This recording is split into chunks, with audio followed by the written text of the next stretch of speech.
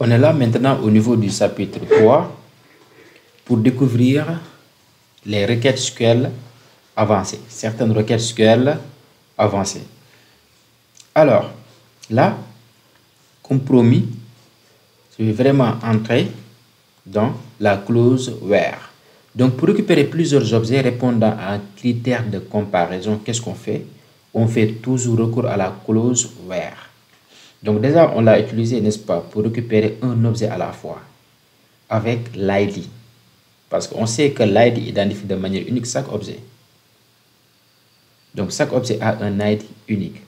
Maintenant, supposons que l'on veut connaître les produits dont le prix unitaire est supérieur ou égal à 100 € par exemple. On veut connaître les produits dont le prix unitaire est supérieur à 100 €. Déjà ici, si je tape la commande select étoile from produit, et là, qu'est-ce que vous remarquez? On a 10 produits, n'est-ce pas? Et regardez les prix unitaires.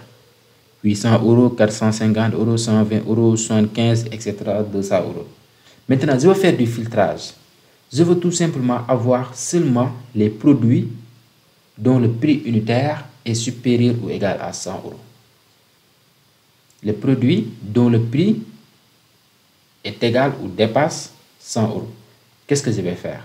Eh bien là, on utilise la clause where. Donc la clause where permet de faire le filtrage. On sélectionne certains objets qui remplissent une certaine condition. Aussi simple que ça. Donc là, pour faire cela, qu'est-ce qu'on fait? On met select étoile from produit where, vous avez saisi, prix unitaire, il faut bien mettre le nom du champ concerné, supérieur ou égal à 100, comme ça. Je mets point virgule.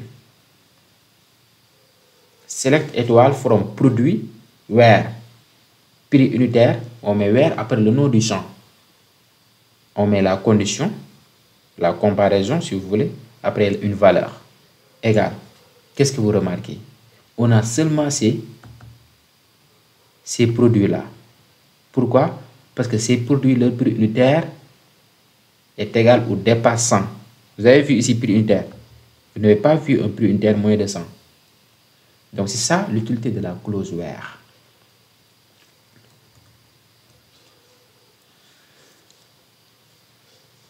Faisons un autre exemple. Par exemple, je veux connaître les clients qui habitent à Kaolack, par exemple. Les clients qui habitent à Kaolack. Je fais quoi? Je fais select asterisk from client where, where adresse égale Kaolack, comme ça. Point virgule. Et là, il m'affiche que 2 clients. Parce que ce sont ces 2 clients-là seulement qui habitent à Kaolack, dont leur adresse est Kaolack. Vous avez vu? Donc ici, on a fait une comparaison. Le nom du champ adresse égale une valeur Kaolack. Donc on sélectionne tous les objets qui remplissent cette condition-là. C'est-à-dire dont leur adresse est Kaolack. Aussi simple que ça.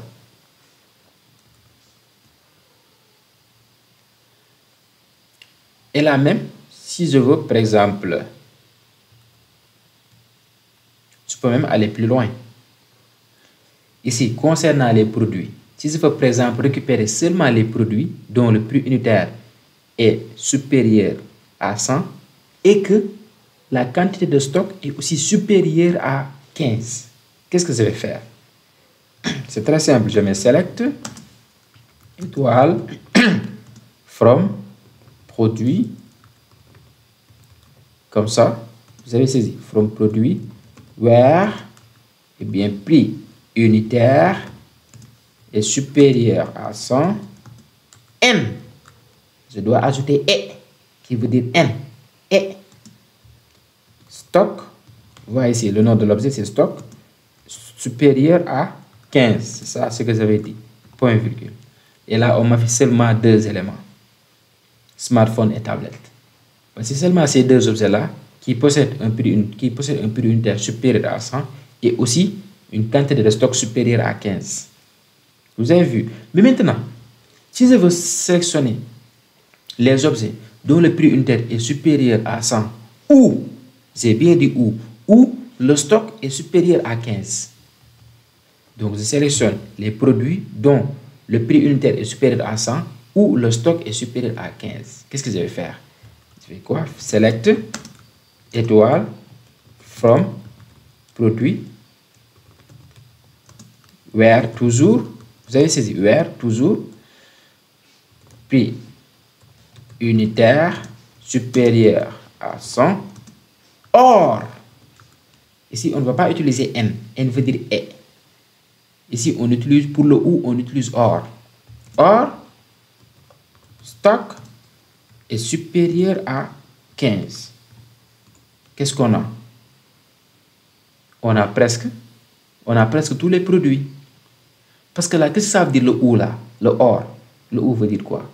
Ça veut dire que là, select étoile from produit where prix unitaire supérieur à 100 or stock supérieur à 15. Donc on sélectionne tous les produits dont le prix est supérieur à 100. Ainsi que les produits dont le stock est supérieur à 15. Donc, il suffit que... Donc, il faut sélectionner d'abord tous les produits dont le prix unitaire est supérieur à 100. Qu'importe si le stock est supérieur à 15 ou non, on les récupère. Et aussi, on va récupérer tous les produits dont le stock est supérieur à 15. Qu'importe le prix unitaire est supérieur à 100 ou non. C'est pourquoi presque on a plus de produits, presque tous les produits. Parce que si vous voyez bien, ce premier produit-là, le stock n'est pas supérieur à 15, mais le prix unitaire est supérieur à 15, est supérieur à 100 plutôt. Vous avez saisi? Ici, le deuxième, le troisième, regardez bien ici, le cinquième. Le prix unitaire n'est pas supérieur à 100, mais quand même, le stock est supérieur à 10, donc on le sélectionne. Donc on sélectionne tous les produits, tous les objets qui remplissent une de ces conditions-là. Aussi simple que ça. C'est ça l'objectif de OR. Par contre, le et est beaucoup plus strict et beaucoup plus restreint. Avec le et, il faut que, comme ici, prix unitaire, n stock, il faut que l'objet remplisse toutes ces conditions-là. Il faut que le prix unitaire de l'objet soit supérieur à 100, ainsi que le stock soit supérieur à 15. Vous avez saisi? Voilà, c'est ça en fait la différence. Et on pourrait ajouter même d'autres conditions en utilisant n ou or. Voilà. Très bien. Maintenant, on continue toujours. On va essayer de récupérer des objets à partir d'une comparaison sur du texte avec like. Par exemple, là, je veux récupérer les clients dont l'adresse email se termine par gmail.com ou bien par exemple.com. Vous avez saisi?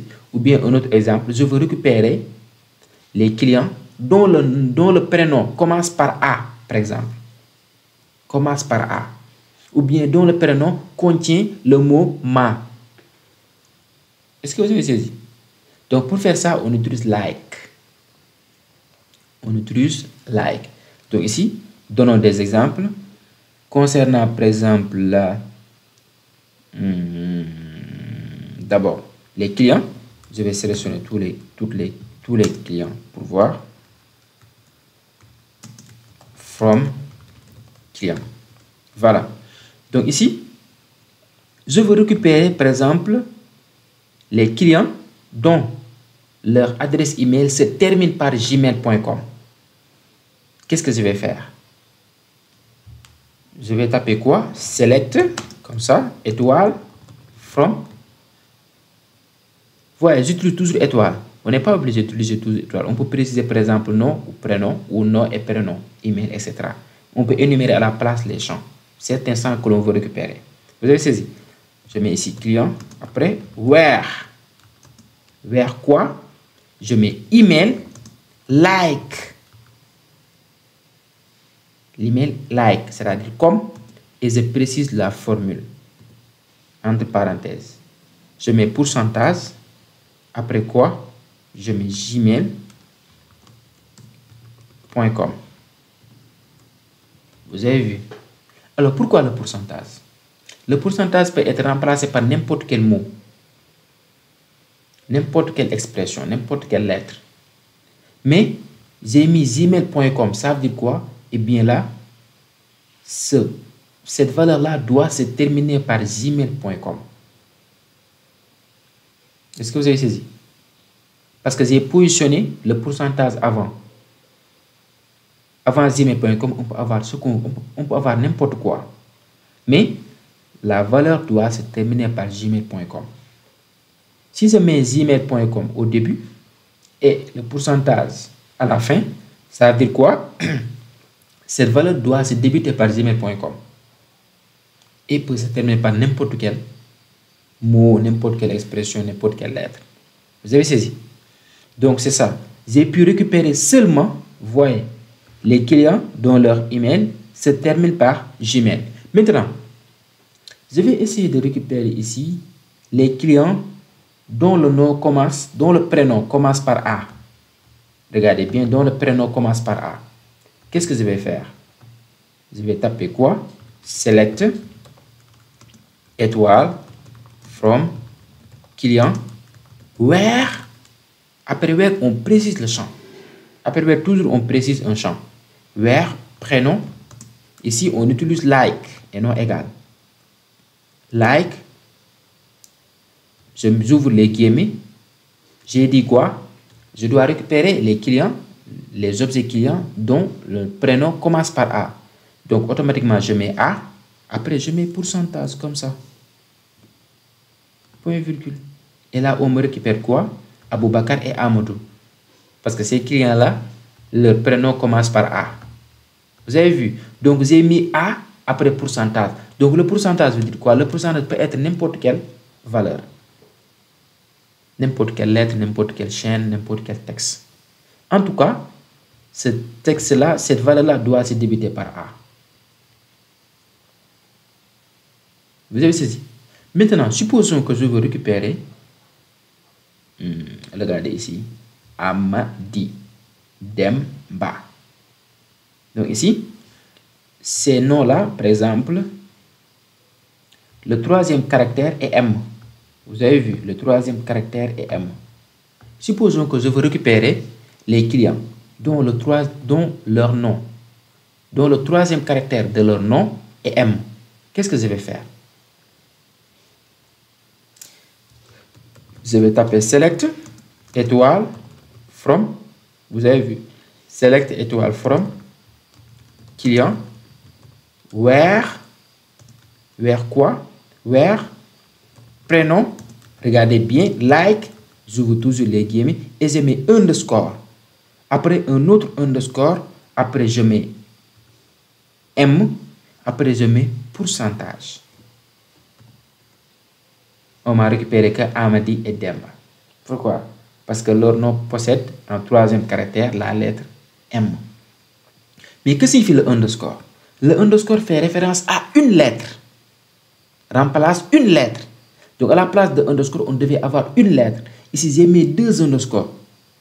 Donc après, j'ai mis M. C'est-à-dire, avant le M, on doit avoir deux lettres. Avant le M, n'importe quelle lettre. Avant le M, deux caractères, n'importe quel caractère.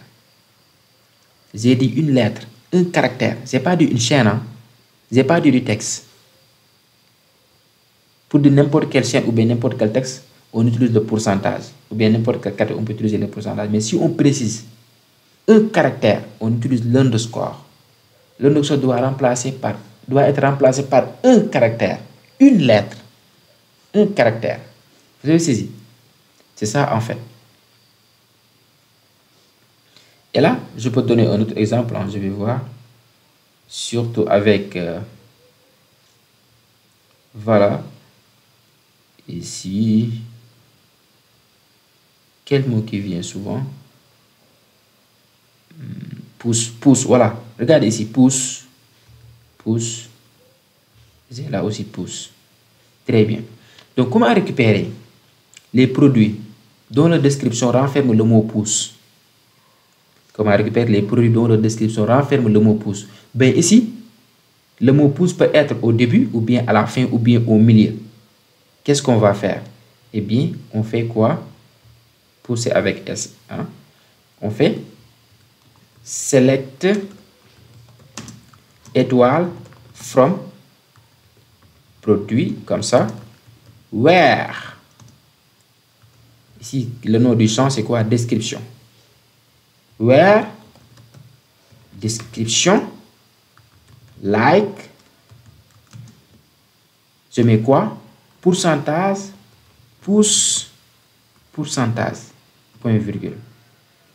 Et on me sélectionne ces trois-là. Qu'est-ce que ça veut dire pourcentage, pouce, pourcentage? Ça veut dire quoi? Pouce peut être au début comme à la fin du texte, de la chaîne. Ou bien même au milieu. N'importe où en fait. Ça veut dire quoi? Avant pouce, on peut avoir n'importe quoi. Et après pouce aussi, on peut avoir n'importe quoi ou rien. Voilà ce que ça veut. Voilà ce que ça veut dire. Donc, c'est bien qu'avec ces exemples-là, vous pourrez appréhender la notion de like. L'opérateur like, c'est une opération. Like. Voilà. Maintenant, comment ordonner les objets récupérés? Comment ordonner, par exemple, la liste des clients, suivant la lettre alphabétique A, B, C, D? Comment ordonner la liste des produits, suivant le prix unitaire? Eh bien, pour ça, on utilise order by. On utilise order by. Order by, après order by, on précise le champ. Parce qu'on ordonne suivant un champ. On peut ordonner suivant le nom, ou bien suivant le prix unitaire, etc. Vous avez saisi? Donc, allons-y. Ici, je mets par exemple select étoile from produit. Là, je veux ordonner mes produits suivant le prix unitaire. Je dois ajouter quoi? Order by, comme ça. Order by, après je précise le nom du champ sur lequel l'ordre se base, sur lequel on se base pour ordonner. Vous voyez, c'est quoi? Prix unitaire, comme ça. Vous avez saisi? Après, je précise le sens, c'est-à-dire en ordre croissant ou bien en ordre décroissant. Si c'est en ordre croissant, on met ask, comme ça. Si c'est en ordre décroissant, on met desk. D-E-S-C. Vous avez saisi? Je tape entrée. Regardez bien ici. Les produits sont ordonnés suivant le prix unitaire. On a 50, 75, 80 jusqu'à 800. C'est comme ça qu'on fait pour ordonner. Maintenant, si je veux ordonner en ordre décroissant, je remplace ici ask par quoi? Desk, comme ça. Et regardez bien. On a d'abord 800, 450, 350, 50, etc. Vous avez saisi? Donc, c'est comme ça qu'on ordonne les objets d'une table. Maintenant, ici, je vais ordonner suivant le nom. Suivant le nom d'un client. Voilà. Suivant le nom des clients, plutôt. Je mets select, étoile, from, client, order by. Vous avez vu? Order by. Et je précise suivant le nom. Le nom, comme ça. Et je mets ask. Voilà ici. C'est Ba, Diallo, Gueye, Ndiaye, Sow. C'est bien ordonné. Et là, ici, si on veut, on peut ne pas préciser ask. Parce que par défaut, order by ordonne suivant l'ordre ascendant. C'est-à-dire l'ordre croissant. S'il s'agit de lettres, de chaînes, on ordonne de A à Z. S'il s'agit de chiffres, de 0 à, voilà. Aussi simple que ça. Donc là, si je tape entrée, on a la même chose. Donc avec order by, la précision de ask est optionnelle. Parce que par défaut, order by ordonne suivant l'ordre croissant. Aussi simple que ça. Et là, si je veux ordonner suivant l'ordre décroissant, eh bien, je suis obligé d'ajouter desk comme ça. Et là, on a Sow, Ndiaye, Gueye, Diallo, après bas. Vous avez saisi? Donc, c'est comme ça qu'on fait pour ordonner nos objets. Alors, continuons. Maintenant, il faut prendre de bonnes habitudes. Je l'avais déjà évoqué. dans un chapitre. Au lieu de regrouper tout ça dans une seule ligne, eh bien, il faut les étaler. Il faut l'étaler sur plusieurs lignes. Comme par exemple ça. Là, au lieu d'écrire tout ça sur une ligne, je pourrais mettre select étoile. Après, je mets from client, comme ça. Après, je mets order by. Vous avez saisi. Order by quoi? Order by non, par exemple. Après, je mets point virgule. Vous avez saisi. Donc, j'ai bien structuré. On a toujours le même résultat, mais ça, c'est beaucoup plus lisible. C'est facile à lire. Select étoile from client order by non. Et là, rien ne nous empêche d'utiliser la clause where avec la clause order by. Par exemple, ici, si je veux sélectionner d'abord les prix, les produits dont le prix dépasse 100 et après de les ordonner, qu'est-ce que je vais faire? Et les afficher suivant l'ordre croissant. Qu'est-ce que je vais faire? Et bien là, je vais faire quoi? Select étoile from. Donc cette fois, je vais récupérer seulement le nom et la description des produits. Je mets select étoile nom, nom produit, pas nom tout court, mais nom produit. Donc si on essaie de taper un champ qui n'existe pas, on aura erreur. Et quoi? Description. Oui, from produit. Where. Vous avez saisi. Where prix unitaire supérieur ou égal à 100. Après, je mets order by. J'ordonne suivant le prix unitaire. Order by prix unitaire. Vous avez saisi. Donc, j'ai sélectionné les prix, les produits dont le prix est égal ou dépasse 100. Après, je les ordonne. Aussi simple que ça. Si je tape sur entrée, vous regardez. Vous avez vu. Là, pour bien voir, je vais récupérer en même temps aussi les prix unitaires. Pour bien voir. Prix unitaire, comme ça. Vous avez vu, il y a 100, 120, 200, 300, 350, 450, 800. C'est comme ça qu'on fait avec les requêtes. C'est très facile. C'est très facile, c'est très simple. Alors, maintenant, on va essayer de faire des opérations. La première opération à découvrir est comment savoir le nombre d'objets dans une table, par exemple, le nombre de clients de cette boutique, le nombre de produits. Pour voir ça, pour connaître cela, on utilise la méthode count, la fonction count, qui prend en paramètre l'astérix ou bien le nom d'un champ. Aussi simple que ça. Vous avez saisi? Donc, supposons que l'on veut connaître le nombre de clients. Et bien là, il suffit de taper quoi? De taper select count astérix from client. Comme ça. J'aurai 7. Vous avez vu? J'ai 7 clients. Si je veux, ici, je peux préciser un champ. Comme par exemple nom. J'ai 7. Il y a combien de noms de clients dans ma table? 7. Donc, on a 7 clients si on veut. Ou bien on met select count entre parenthèses astérix. Aussi simple que ça. Et là, si je veux, je peux aller plus loin en filtrant un peu. Par exemple, je veux connaître combien de produits dont le prix unitaire est égal ou dépasse 100. Vous avez saisi? C'est très facile. Je mets select count. Là, si je veux, je peux mettre entre parenthèses astérix. Ou bien, je peux mettre prix unitaire.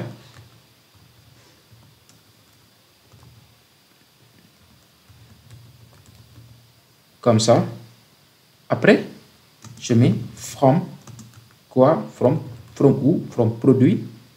La condition where quoi? Prix unitaire.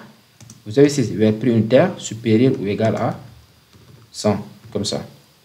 Where prix unitaire supérieur ou égal à 100. Je tape sur entrée. J'ai 7. 7 produits seulement dont leur prix unitaire dépasse ou égal à 100.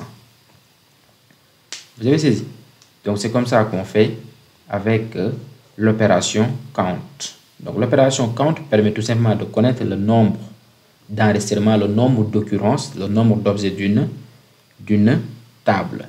Maintenant, ici, supposons qu'ici,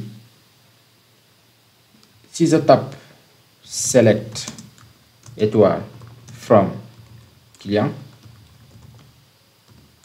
qu'est-ce que vous remarquez? On a ici plusieurs clients qui s'appellent bas. Supposons que je veux récupérer les différents noms de clients qui existent. Ça veut dire je vais éliminer les doublons. Vous voyez, je veux récupérer seulement les différents noms qui existent. Donc j'aurai quoi? Gueye, Diallo, Ba, Ndiaye. Je n'aurai pas deux fois Diallo. Je n'aurai pas deux fois Ba. Parce que je veux récupérer seulement les différents noms qui existent. Donc, je vais supprimer les doublons. Et pour ça, on ajoute distinct. Comme ici, lors de count. Je vais faire quoi? Select count. Entre parenthèses, je mets distinct. Veut dire, je veux récupérer le nombre de noms différents. Je veux récupérer le nombre de noms différents. Comme ça. Vous avez saisi. From client égale 5. Gueye 1, Diallo 2, Ba 3, Ndiaye 4, Sow 5. On a 5 noms différents au niveau de ma table client. Vous avez saisi. Donc, c'est comme ça qu'on fait pour récupérer le nombre de noms différents qui existent au niveau de ma table client. Et là, donnons un autre exemple. Je vais taper select étoile from produit pour voir l'exemple que je vais donner.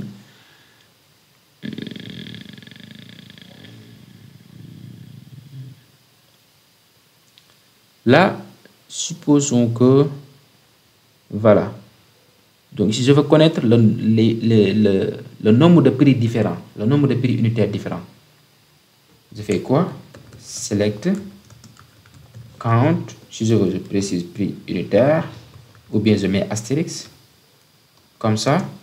Et là, j'ai oublié de mettre distinct. Vous avez saisi. Distinct.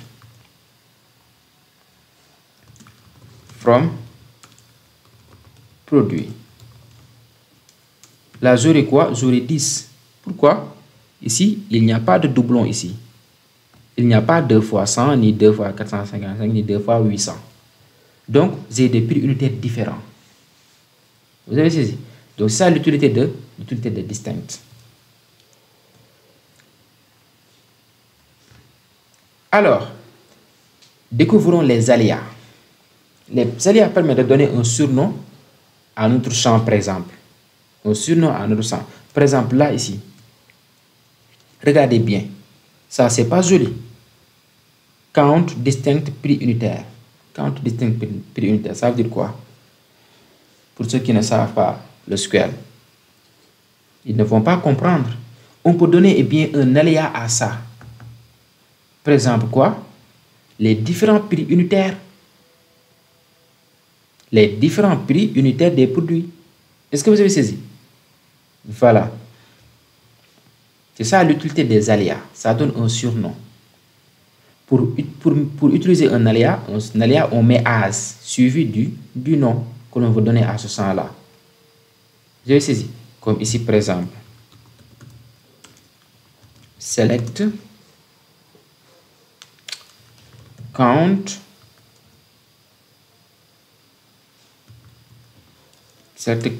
astérisque from client. Ici, je vais faire quoi? Si je tape, regardez bien, je tape sur entrée, j'ai quoi? Count astérisque. Count astérisque veut dire quoi? On ne sait pas. Donc, je vais donner un surnom. Je vais faire quoi? Select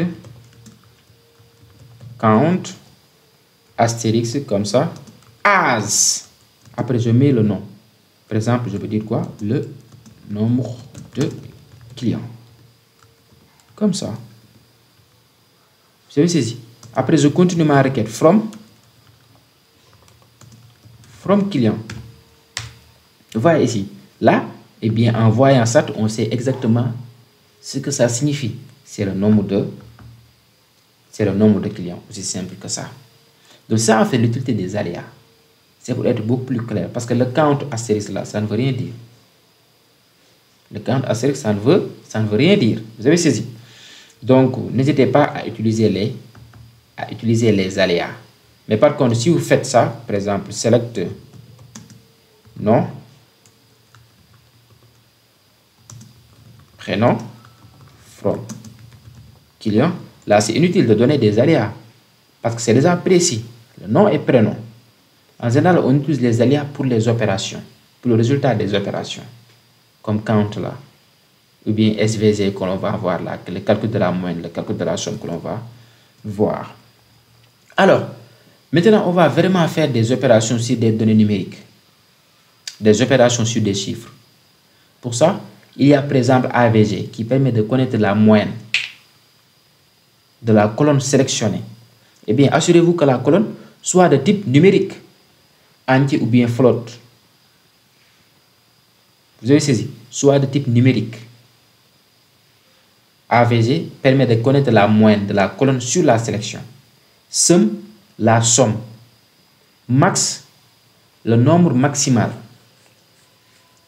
La valeur maximale plutôt de la colonne sur la sélection. Min, la valeur minimale de la colonne sur la sélection.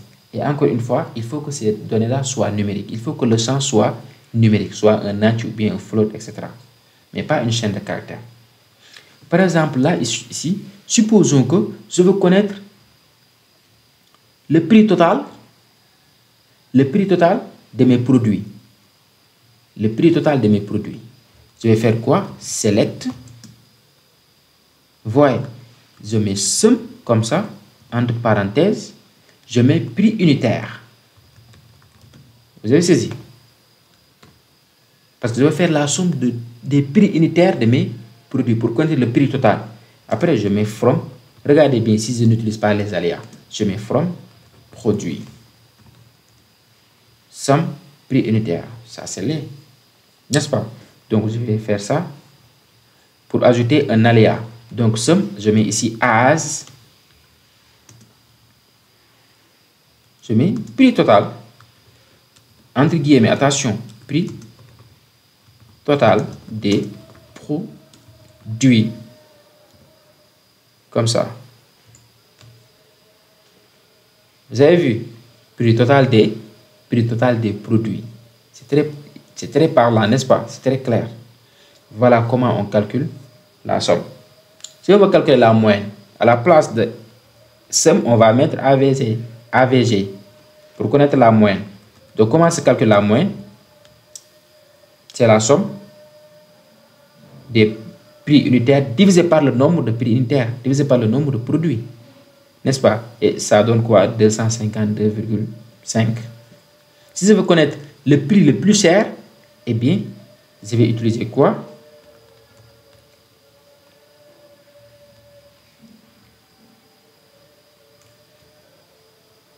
Je vais mettre select. Quoi? Max. Entre parenthèses, prix unitaire. Je vais mettre as le plus cher.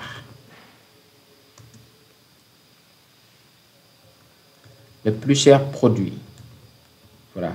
Le prix, le plus cher prix. Voilà. Le plus cher prix. Comme ça. Après, je mets from quoi? Produit. Vous avez saisi? Ouais, le plus cher produit est 800. Le plus cher produit est 800. Vous avez vu? Donc, c'est comme ça qu'on fait. Si je veux afficher en même temps le nom de ce produit-là et sa description, et bien là, je viens ici. Je peux mettre, par exemple, le nom, virgule, nom produit, virgule, max, comme ça. Ah, là, j'ai erreur. Pourquoi? In aggregated query without group by expression List contains no aggregate columns. Boutique produit, no produit. This is incompatible with SQL mode. Only full group by. Ça veut dire quoi? Si j'utilise ces opérations de calcul là, je ne pourrais pas afficher en même temps le résultat avec un champ. Voilà ce que ça veut dire. Donc j'ai fait exprès de faire cette erreur là pour vous montrer. Je ne peux pas afficher le nom d'un champ avec en même temps le résultat d'un calcul. C'est ça ce que ça veut dire. Est-ce que vous avez saisi? Voilà. Donc c'est à éviter.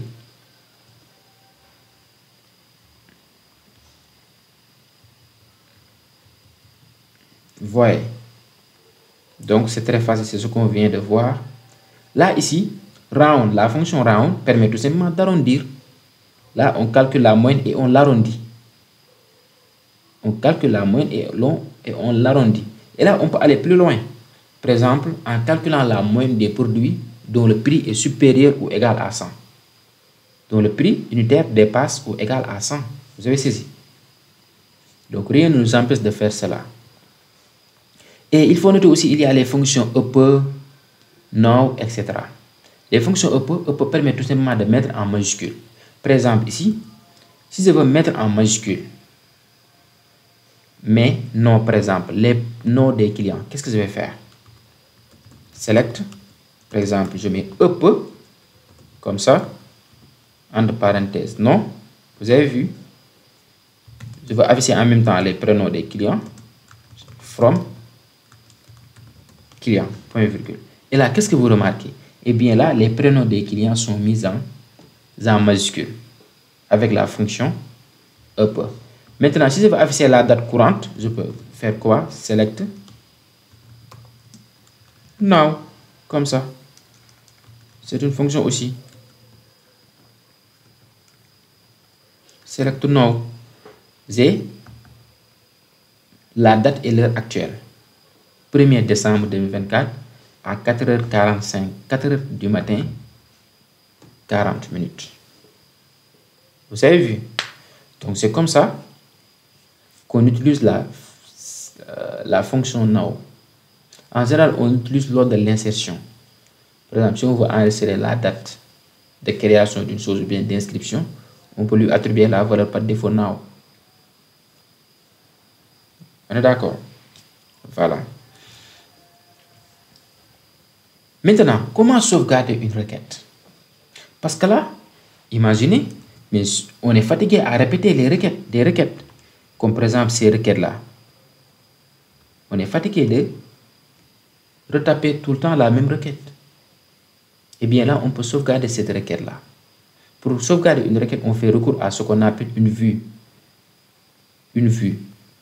Une vue, en réalité, n'est rien d'autre que une table qui stocke, par exemple, le résultat d'une requête. Aussi simple que ça. Une vue, c'est comme une table.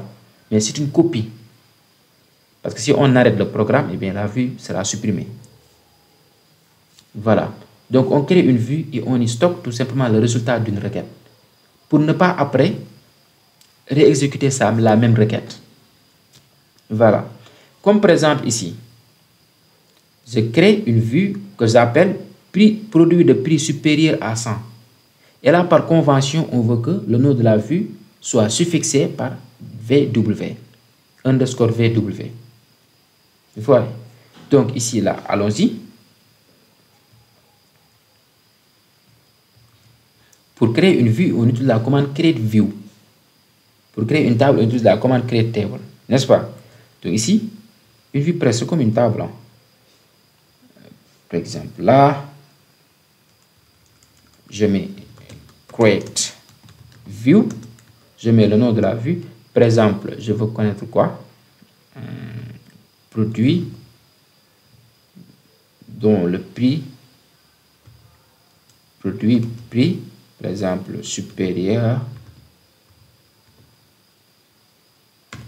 à 100.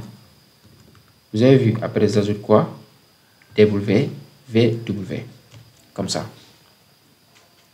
Après, regardez bien, après je mets alias. Vous voyez la deuxième utilité de as. La deuxième utilisation de as. je mets âge, après je peux aller à la ligne, soit je mets les parenthèses ou bien non. Pour plus de lisibilité, je peux mettre les parenthèses. Attention de les fermer. Vous avez ici, et je mets la requête à copier, à sauvegarder. Select étoile from produit where prix unitaire supérieur à 100. Comme ça. Je ferme la parenthèse, après je mets point virgule. Aussi simple que ça. Si je tape entrée, voyez, j'ai créé une vue. Maintenant, comment accéder à cette vue-là? C'est comme on accède à une table. C'est comme qu'on accède à une table. Si je veux sélectionner maintenant le contenu de la vue, eh bien, je mets select étoile from produit, etc. le nom de la vue. Une vue se comporte comme une table ici. Je peux sélectionner tous les champs comme certains champs. Vous avez saisi? Et même, je peux après y appliquer des conditions. Je peux y faire de filtrage ou bien ordonner même. Donc ici, je peux par exemple, je veux sélectionner le résultat, étoile, from, je fais quoi? Select étoile from, et le nom de ma vue, produit, prix, supérieur, 100, underscore, VW. Comme ça, point virgule.